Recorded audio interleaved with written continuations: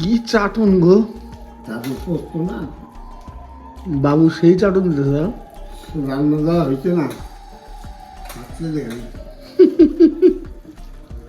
তোর মার মতো রান্না কেউ রান্না করতে পারে না যাই কর আচ্ছা, না আমি আমার বইয়ের কথা কইছি আর তুমি তোমার বইয়ের কথা কও। যার যার বলে সেই পছন্দ করবে যেটা ভালো তো সেটা ভালোই।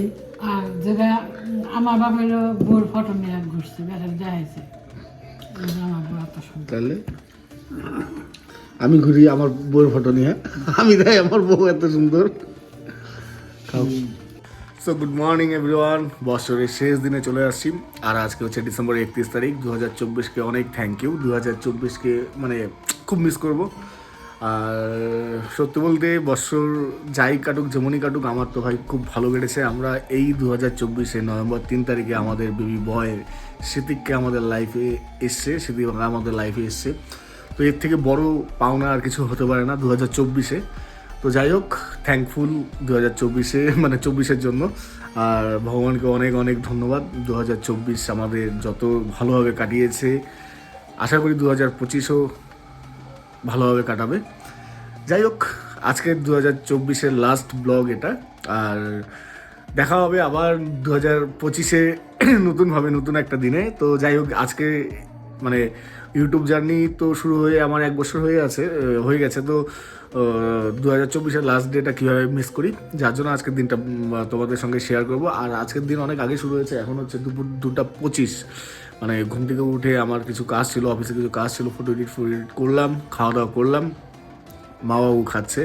আর আমি যাচ্ছি এখন মনীষাদের মানে আমার শ্বশুর বাড়িতে সিদ্দিকের কয়েকটা ছবি তুলবো আর মনীষার সাথে একটু টাইম স্পেন্ড করব।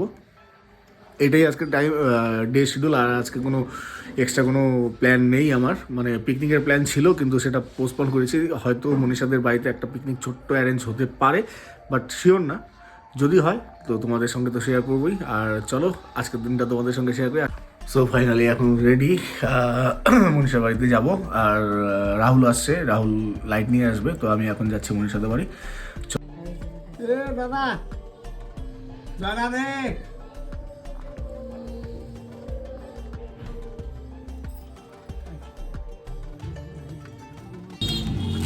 এটা 800। আমার হচ্ছে এখন 6:19।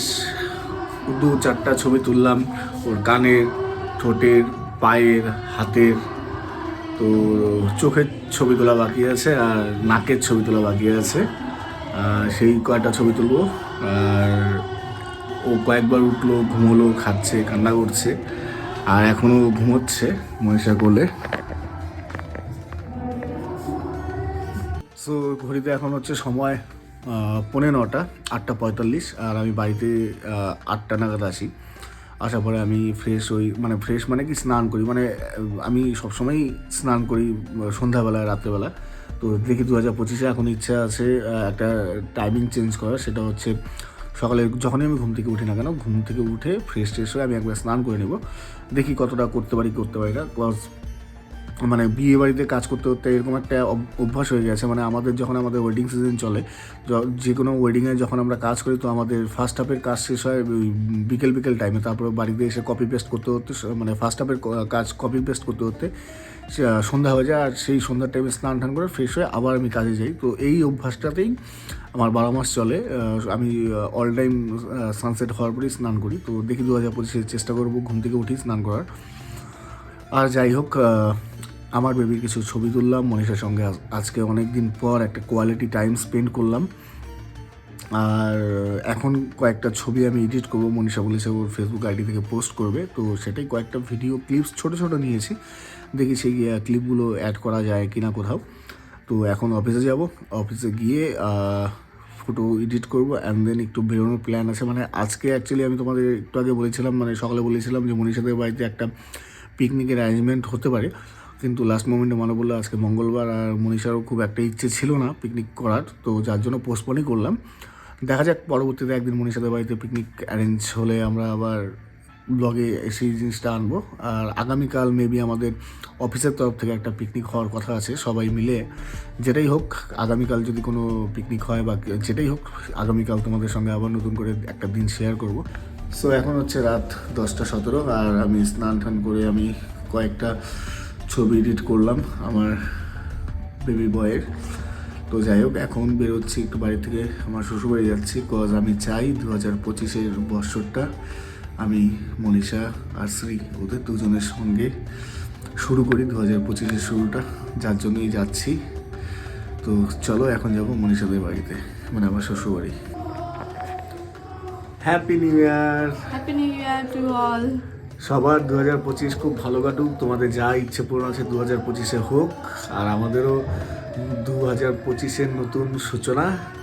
আর নতুন সদস্যকে নিয়ে নতুন ভালো থাকো, সুস্থ থাকো। চলো ব্লগটা এখানে এন্ড করি। আর সবাইকে আবার হ্যাপি নিউ ইয়ার, টাটা।